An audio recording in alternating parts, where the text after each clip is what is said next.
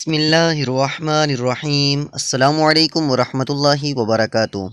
امید ہے ناظرین آپ خیریت سے ہوں گے۔ آج ہم آپ کو تہجد کا طریقہ اور اس کے کتنے نوافل ہیں اور نیت کیسے کرتے ہیں یہ سب بتائیں گے، اور اس کی فضیلت کیا ہے۔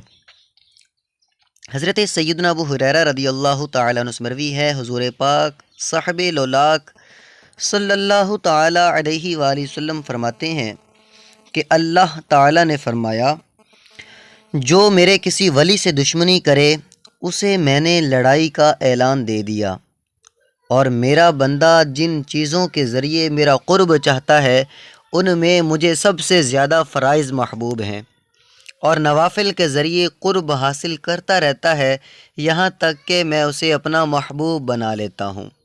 اگر وہ مجھ سے سوال کرے تو اسے ضرور دوں گا، اور پناہ مانگے تو اسے ضرور پناہ دوں گا۔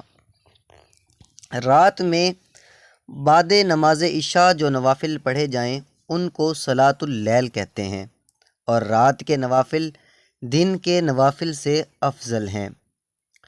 مسلم شریف میں ہے، پیارے آقا صلی اللہ علیہ وسلم نے ارشاد فرمایا کہ فرضوں کے بعد افضل نماز رات کی نماز ہے۔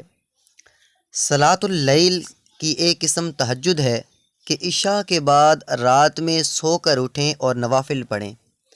سونے سے پہلے جو کچھ پڑھیں وہ تہجد نہیں، کم سے کم تہجد کی 2 رکعتیں ہیں، اور حضور اقدس صلی اللہ تعالیٰ علیہ وآلہ وسلم سے 8 تک ثابت ہیں۔ اس میں قرات کا اختیار ہے کہ جو چاہیں پڑھیں۔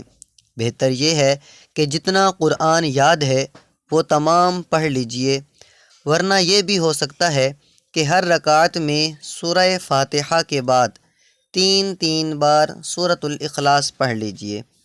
اس طرح ہر رکعت میں قرآن کریم ختم کرنے کا ثواب ملے گا۔